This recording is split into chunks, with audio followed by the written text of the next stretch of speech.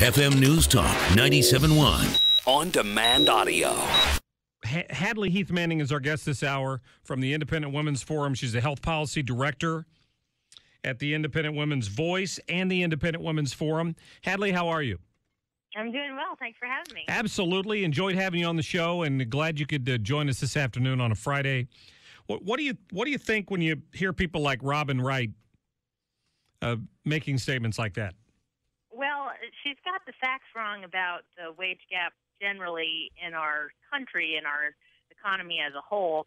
I will say, in her specific situation, the end result was that she went to her employer and the powers that be at House of Cards and demanded a raise, and she got it. And so I think this story in itself is a nice anecdote and another piece of evidence that there's a lot more to this wage gap than discrimination. And in her case, all she had to do to get the pay that she wanted was ask her employer, or essentially demand it of her employer. And so this story, in her case, has a happy ending. And I would say for women, do as Robin Wright does. Don't listen to what she's saying about the wage gap, but do as she did and negotiate for yourself. Yeah, if you are undervalued, then this sort of shows that the market can work. In her case, she didn't need, Uncle Sam or any other third party to come in and do it for her. She's a woman with agency, and she approached her employer about it directly, and she got the raise that she wanted. And I think that's absolutely the way to go about it. Now, Hollywood has long been a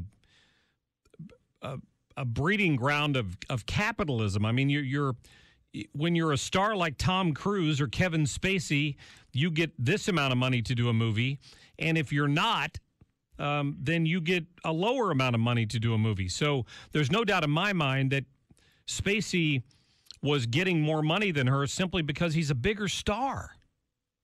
Yeah, that's every one of these examples is going to be on a case-by-case basis. Right. But I really want to drill down on what she said about that statistic. I think she mentioned that it's 82 cents on the dollar. That's what women are earning compared to men in our economy. And the thing that makes this so complicated is that that statistic is actually true. It's just very frequently reported out of context. And so the statistic from the Department of Labor that compares women's earnings to men's earnings is not taking Robin Wright and comparing her to Kevin Spacey. They're not taking, one woman who works in a very similar line of work and comparing her to a male colleague or a male counterpart.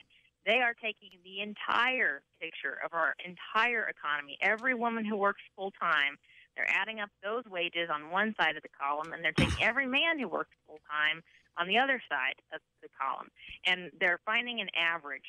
So for everyone who works over 35 hours a week, the average woman makes less than the average man. But the reason that statistic doesn't tell us a lot about discrimination is because it doesn't account for a lot of factors that we would all expect to affect our pay. That's whatever profession you're in, or how much training you have, how much education you have, how many hours per week you work beyond that baseline of 35, or if you've taken, a significant time out of the workforce, as we know many women do when they have young children, and then you've re-entered the workforce with less experience. And so I think we'd all agree worker A and worker B are always going to be different people. They're individuals. They ought to be paid as such based on their merit. I don't believe that discrimination is one of the primary drivers of this difference between women and men's earnings. And it's important that women know that, because we don't want to be, spreading this victimhood mentality that women as a whole are going to face inherent sexism everywhere they go in our society and our economy. So, unfortunately, that statistic gets used, I'm afraid, too often outside of context. So just for my background knowledge, like, for example, if you take people who are highly compensated, like National Basketball Association stars and Major League Baseball stars who are clearly paid astronomical sums of money, are they also included in that statistic? So they take everybody who works full-time over the age of 35. It would include those over 35 hours a week. Okay, over 35 hours a week. So they would include those salaries as well, right? That's right. So as long as those professional athletes are working over 35 hours a week, then they would be included in the data. Well, I mean, I'm not a mathematician But it strikes me that there are probably more male professional athletes than there are female making astronomical sums of money. That also skews the numbers. Oh, absolutely. There are going to be outliers. And, you raise a very interesting point about the salaries and the earnings of male athletes. And I think that whether it's professional sports or Hollywood, these are the two examples that a lot of people, usually on the left, will use as examples. They'll say, well, female actors and male actors aren't paid the same, or male athletes and female athletes aren't paid the same. And my challenge to that premise would be, well, are they really doing the same job, the same work? Because everyone believes in equal pay for equal work. But there's a lot to the value of your work beyond the activity that you're doing. Right. There's supply and demand in the labor market. There's a number of people who are capable and willing to do the job. That affects how the job is compensated. And that's going to be different for men and women in certain professions, especially professions like acting or athletics, where your physique actually plays a big role in what jobs will be available to you. I'm Sure. not going to go try out for the NBA. Maybe I could try out for the WNBA. I'd have a really long shot at making any of the teams, but I'm not going to try out for the NBA because I'm not suited to do that job. And it ignores, we're talking, by the way, to Hadley Heath Manning from the Independent Women's Forum.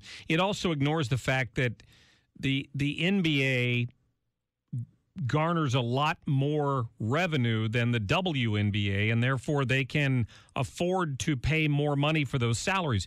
This is what the socialists behind Bernie Sanders and the Democrats behind Hillary Clinton are in denial of. They don't like market forces to determine your wage. Right, and there's a lot of interesting stuff there. Sometimes people will say, well, that's just evidence that our society is sexist, that they're willing to pay more to go to an NBA game instead of a WNBA game. But you're right about the fact. The fact is that the revenues in men's sports typically are far ahead, above and beyond what women's sports can garner. The one exception is, figure skating, where people actually prefer to watch female figure skaters over male figure skaters. But we have to take into account those market considerations like revenues when we're making decisions about compensation, because to ignore those factors would be unfair to the players who do bring in a lot of sponsorships and a lot of revenues and a lot of reward for the organizations that they're working for. So I would not say that this is so much evidence of a sexist society. It is just evidence that, and this is one that I think really divides people in our country, but men and women are different. And I don't know that should be such a controversial thing to say, but it's reality that men and women are gifted in different ways, and we make different choices when it comes to how to approach our work lives. This is true whether or not you're talking about one of those what I believe are exceptional professions like athletics, or let's say we're talking about two accountants. I don't care if my accountant is a man or a woman. I just care about what kind of work that they do. And so I would expect in a lot of professions you're going to see a lot smaller differential in what women and men are paid, because the difference in their genders doesn't play such a big role in what kind of work they're doing.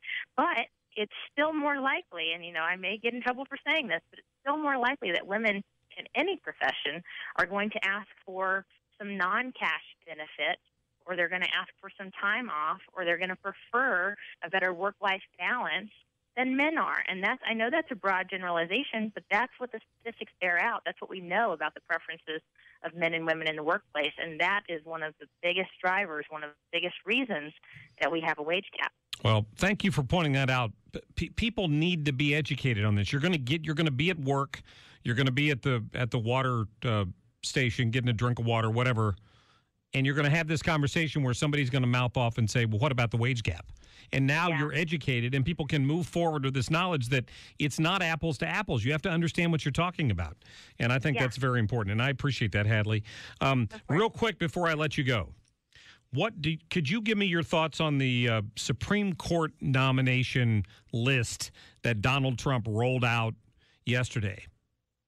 I think it's an excellent list. I think it's, part of the proof in the pudding is look at the response and the reaction from people in the Hillary Clinton campaign.